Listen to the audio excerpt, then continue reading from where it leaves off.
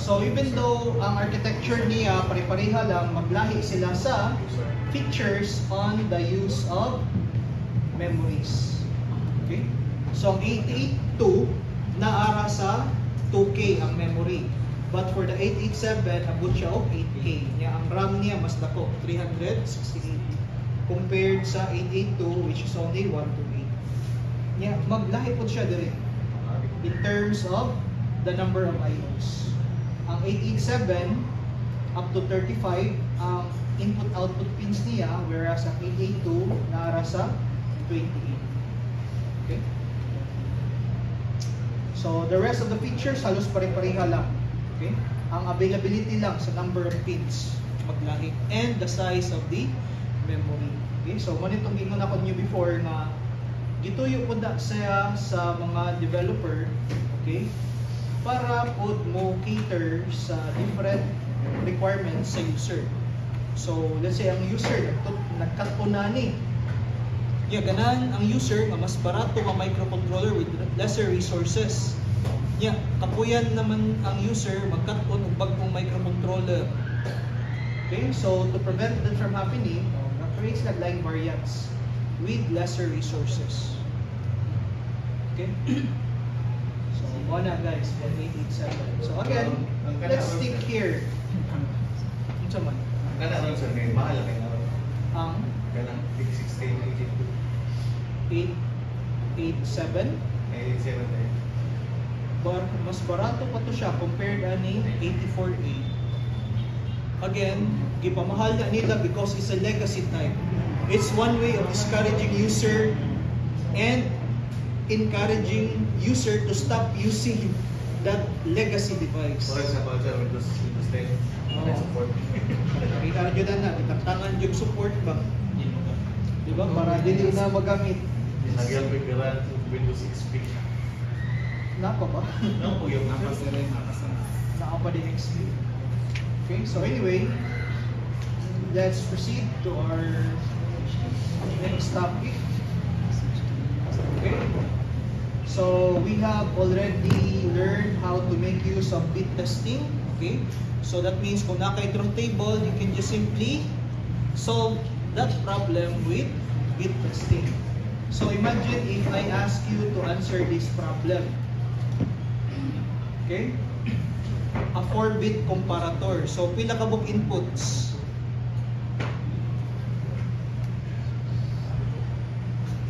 Pila ka bug inputs? Ha? What type?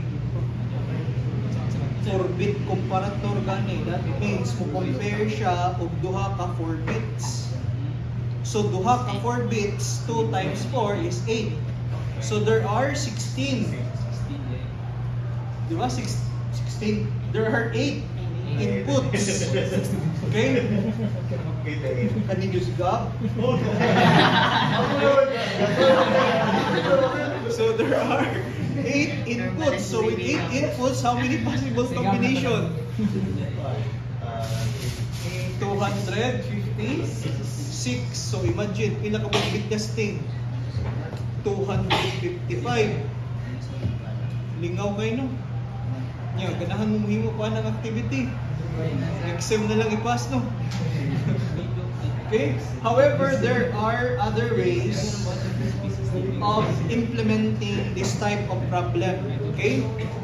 Without using the basics or the template of the use of bit testing. Okay? So for example, kanisiya, okay, there is another strategy by which you can actually determine if a number is bigger than or less than the other number. Okay? And we can do that by, basa mo sa notes, kung sa may gigamit na to, we subtract using 2's complement. Okay? So if you try to look at the sample notes that you have, okay, given that you have this, the minuend, and this as your subtrahend, okay, so when you compare two numbers, Okay? You get the 2's complement of the other number and then add them. Okay? So basically with PIC microcontroller, when you perform subtraction operation, what it does is that it performs 2's complement na subtraction. Okay? So sa 2's complement na subtraction, okay? Basically, walay subtraction nga nahitabo. What is done there is that the subtrahend is converted into its 2's complement form, then added to the minuend. Okay?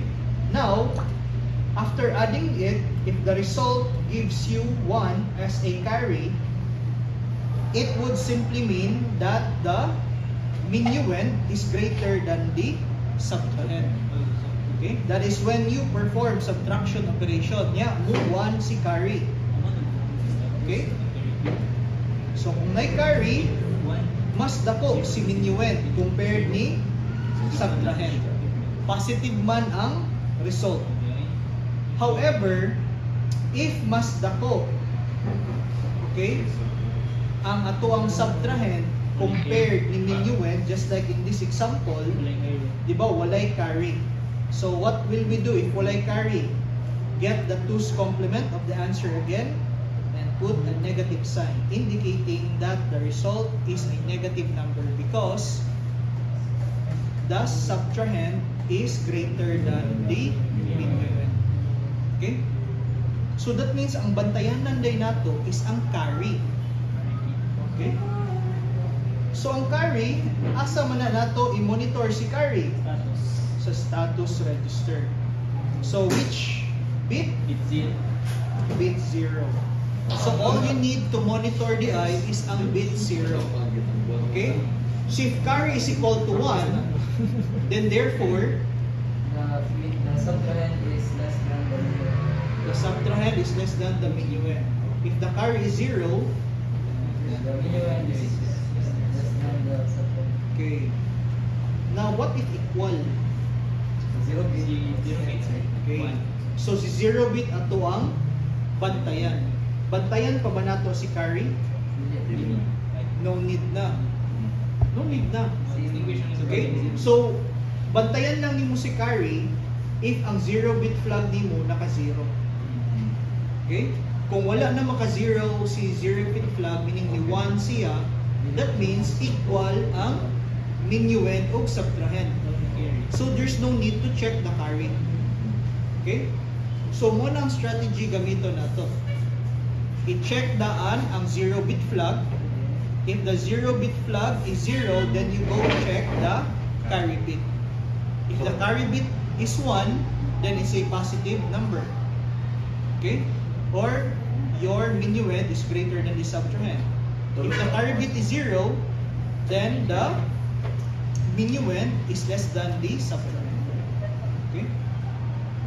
So more na ang idea guys for activity number 4. Okay?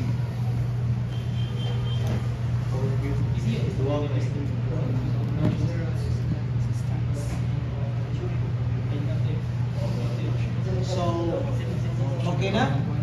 Sige, padayon lang sa tani, subprograms. Okay? Subprograms and macros. Okay? So, subprograms is called using the keyword call. Okay? And basically, this represents a set of instructions beginning with a label and end with the instruction return or REST-LW. Okay?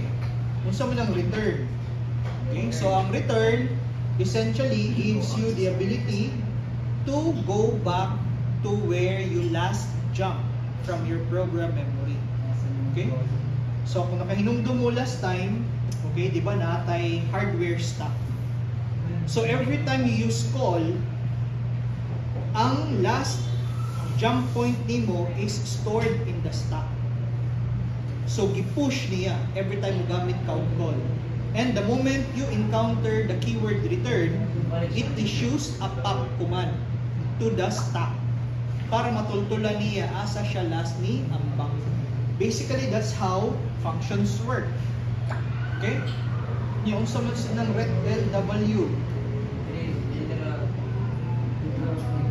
Ito na siya. Return literal via work register.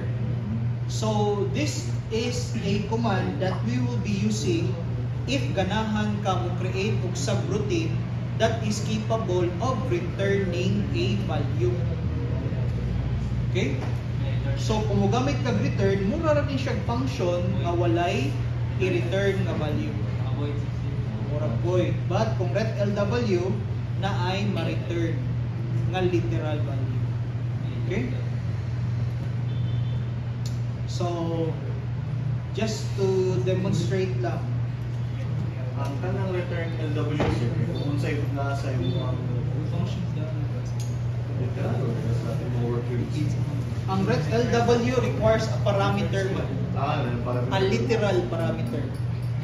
Na ibalik niya sa nagtawag niya, sugdan niya ang work register ato nga literal value.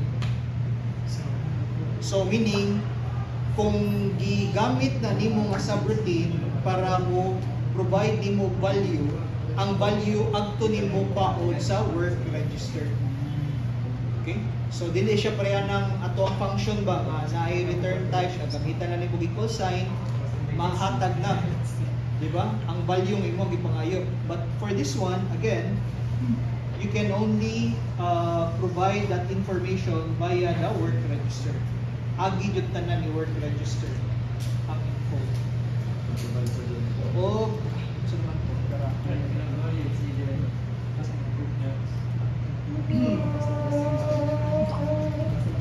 Okay? So, let's look at the example kani. Let's say this example that we have is just delete that. Okay? So we have call. Okay? Now, base sa subprogram, subprograms can be located anywhere in the program, regardless of the lines in which it is called. Okay? So anywhere in your program. So pwede na ko ibutang tanang functions na ko during call. So may tawag na ito ani someone. Call. Someone. Anong someone? Someone. Call na inoon. Hindi lang natin ibutang ato ang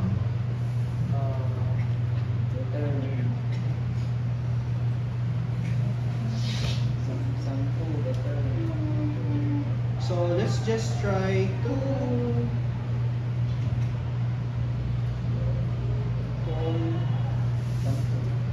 sum2. Yeah, dari kang sum2 call sum3. Yeah, so sum3 program files. so let's just put here very simple lang. Hindi lang jud kayo mo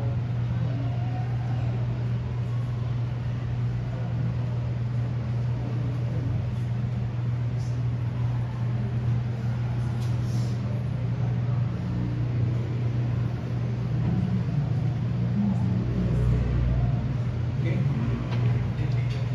So start node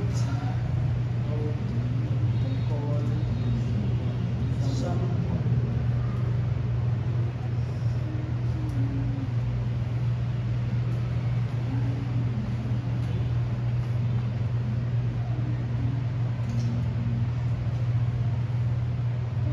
Okay. Then let's add a break. So build.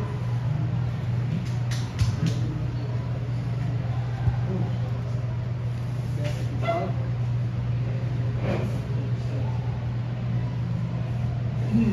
Okay. So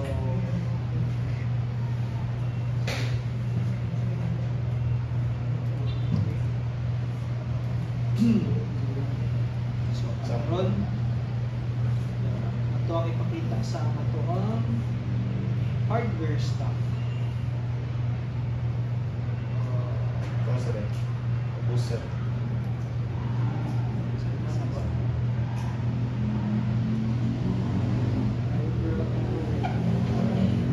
Allocate sa hardware stock. Hardware stock. Para si hardware stock. Okay? So, step into call someone. Boom. Okay? So, gikan dire. That was address 8.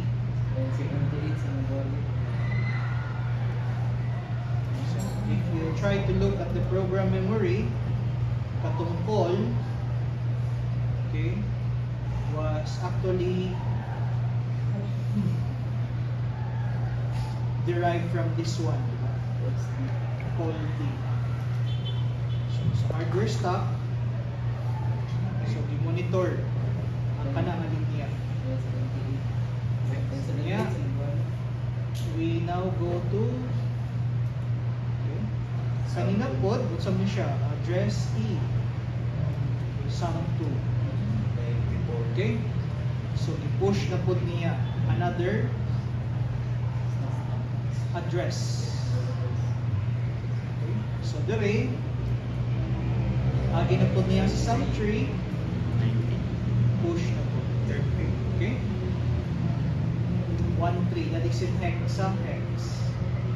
So, no, ika-return, kabantay mo, para hardware stock, atras na po siya pa. Okay? So, it was able to locate kung kinsang instruction ang sunod niyang i-execute. So, return, there it is. Then, return. Then, here is your pointer, going back to where it last left off. Then, start again. Then, balik. Dire base lang sir. Sabi ko pinag-random sa return sa La input kayo brand new.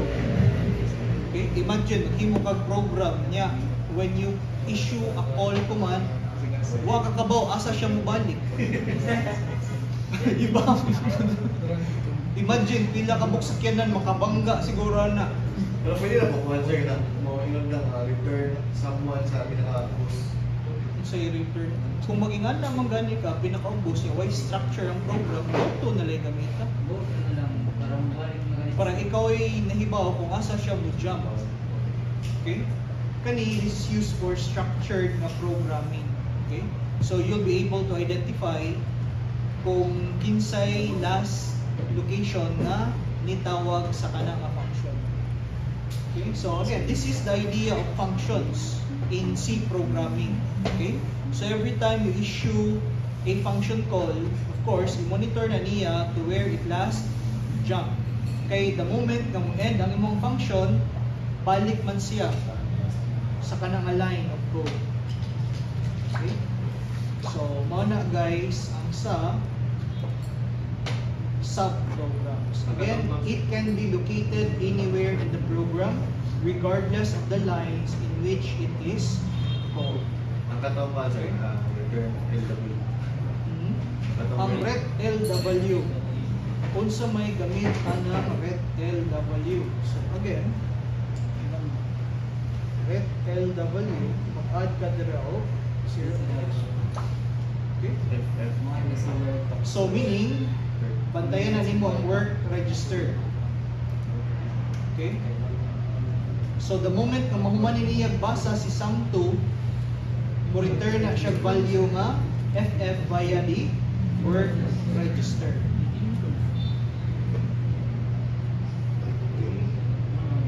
So kani, mas basa na nato kana sum 2. Tawag siya. So tanawa, currently ang work register nato dire is 0. After executing sum 3, ikabot dire, boom. Work register now is FF. So you were able to return a literal value via the ret LW nga command. Okay? Siya na ito. Bakit sa kaya po? So, mo na ang subprograms. Again, can be placed anywhere in the code. So, for example, mo ni mong start, what if ibutang na nimo sa sinugdanan ang imuhang function? Why problema? Okay, bisag ibutang pa na nimo dire. Okay, before the start. It Pero will binay na not mo ko sa iteration. Okay. Ay naman na i-call sa take mo note, start. this is just a function. Diba? So, bisag asa ibutang. Ikan dire sa for, diba? Anto man ka sa start. So, ang sa, balik na po siya sa ibabaw na po. So, ang imuhang address, gamay. So, magtanaw ka dire sa itong hardware stack, ang mga values nga na panggamit sa address, okay? Kani nga mga addresses. Okay? Mga na guys, dili mo matter kung asa siya gibutang ang imong function. Okay, makita na dyan niya asa dapit na gibutang ang label. Okay? Next, we have the macro. Okay? So, again, macro, just like in Verilog, is defined using the keyword. In this case, nagamit ang word nga macro dyan nga literally. Unlike sa C, we use define, sharp define. Okay? So, kung sa may itsura ng macro, ang macro basically requires an identifier. Okay? And then the keyword macro. And then you can actually put a parameter. Okay? Then your set of instructions. And of course, ang terminator for your macro. You use end F. Kung si C block na ay end C, si macro na ay end F. Okay? So here is one of those very useful functions of macros. Unsa man na. So that is a macro. And what does this macro do? Tanaw ang code. Okay? So you use the macro name. Okay? So in this example, as what you can see, okay, when using a macro, it should be placed, okay, before the line of code where it is called upon. Okay? So dapat sa sinugdanan siya ibutang macro. Okay? So pwede na ito ibutang, asa man natin ibutang? So kailangan natin ibutang before sa org. Okay? So take note, ang macro basically is just a it is used during compile time, okay, to replace your actual code. So wala jud na siya makaingon ka benefit of using a macro aside from readability, unlike function. Okay, sa function, kung sa may advantage of using a function, ang number of program code pwede nimo ma-minimize. Kaya di ba, kung makabantay mo, igdaga niya, muagto ra siya sa location to where the instruction is placed on your subroutine or your function. It executes that. So, kanang nga portion sa coding mo, ma-reuse nimo indefinitely sa kapila. So, no need nga magtagsa-tagsa ka, nga cut-paste, cut-paste, cut-paste, cut-paste. So, kung may pattern, you can convert that into a subroutine or a function. A macro, lahisan. Okay? Take note, ang macro gamit na nato during compile time. In this example, as what you can see, again, this is the macro name, the macro definition, then this is the code that you need to perform when the macro is called. Unsa man i-perform nato dire? Changing banks. Okay? So that means kung mag-create ka og program,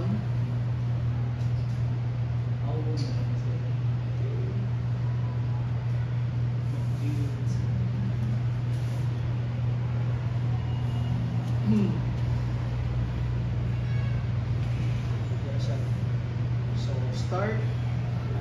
Start. Ingon ka o what's to? Bank 0. And then CLRF AC ULW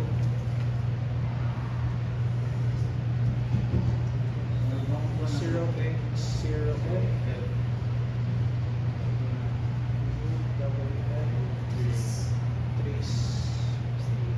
Okay. So, ano yun? Nasaan ka? Bank? Hindi na ba po na sir? Okay. Para maka-edit ka dire ni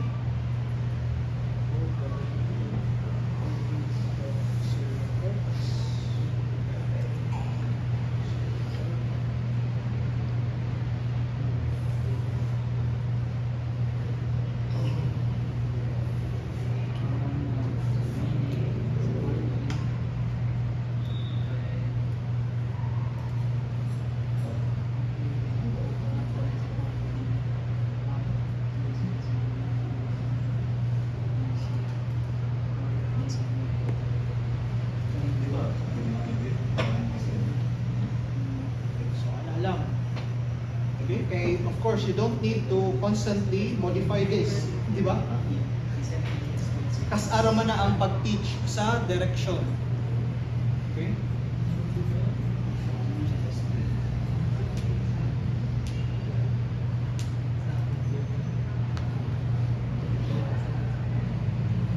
So, kanipa pa. So, declare si Tris B. Okay, configure as input si Tris A, bank 0.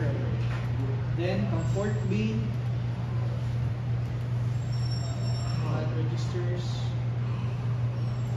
So si port B, as you can see, 0F, F0, 0F, F0.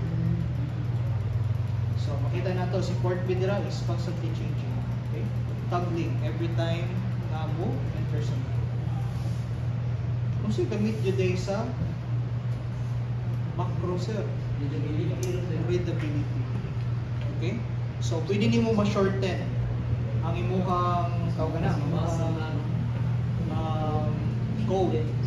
And it can also be useful, let's say for example, napulaan ka ng tupad nimo nga nabuhi lang sa ipangupya.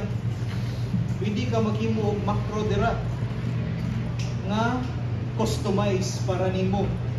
Ikanaw niya, abi niya, uy, kuman. Wala lagi ni dito sa datasheet, kopyaon ng nakwe, ganaw niya ha. Ipadagan niya siyang program, di mo gana. Kay macro na ito, nga ikaw rin nakasabot kung yun sa paggama. Okay? So aside from that, okay, you can also create macros that is capable of accepting parameters. Okay? Now look at this example. Okay? Also, gibuhat diri. What does that macro do? Okay? So, nagamit na sa check macro. Bank 1, bank 0.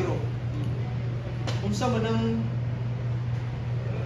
conf macro par 1, par 2. So, if you look at how it will be used, conf Tris B 0F. So basically shortcut na, imbes nga mo agto kang bank 1, then mag-literal ka kung balhin sa work register, then from the work register to the file register, you can do it in one line na lang.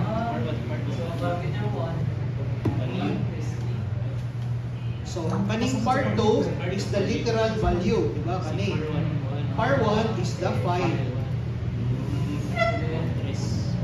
Okay? So murag naghimo ka gimuhang command.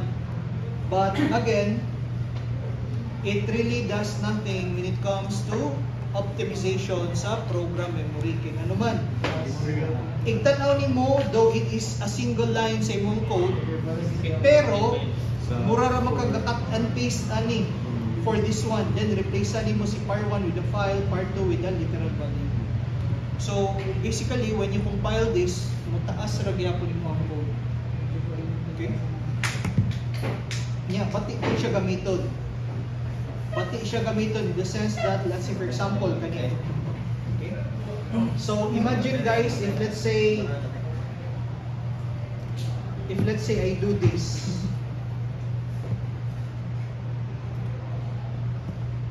Oops. Okay. So let's say mayroon ko conf. Then conf again.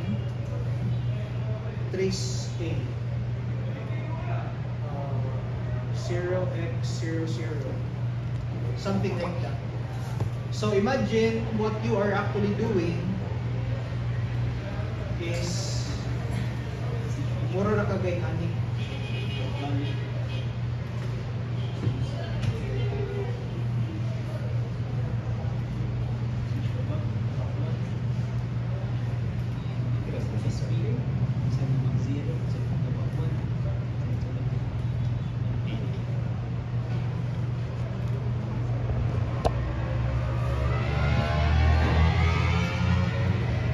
So mura ra ni kaduha ni Mugi gamit 0f 0 0 then Trisby then Trisby.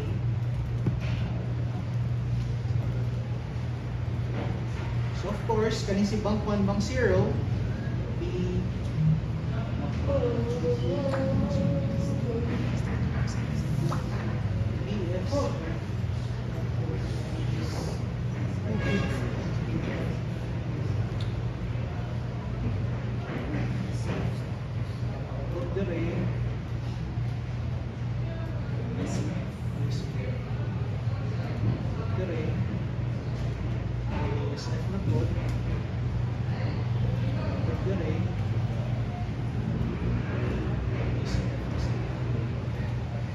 So imagine if you look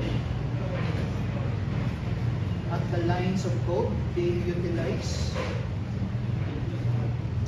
di ba? Dili ma-maximize ang inyong program memory.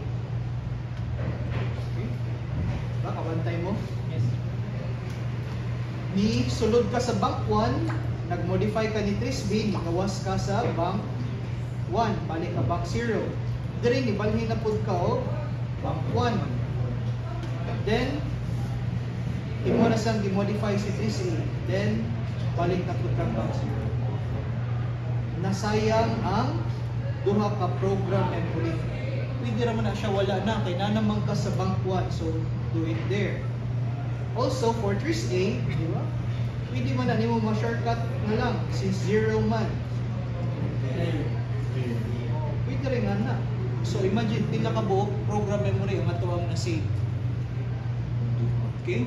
Though again, in terms of readability, dali ra siya basahon, dali ra masabtan. Okay?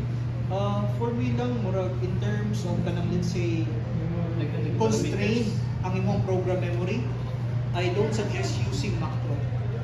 Kay dali ra kayo ma-overspend ang imong program memory nila.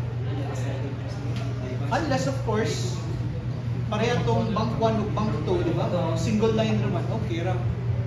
For kana readability purpose. Okay? So, mao na siya ang ato ang macros guys.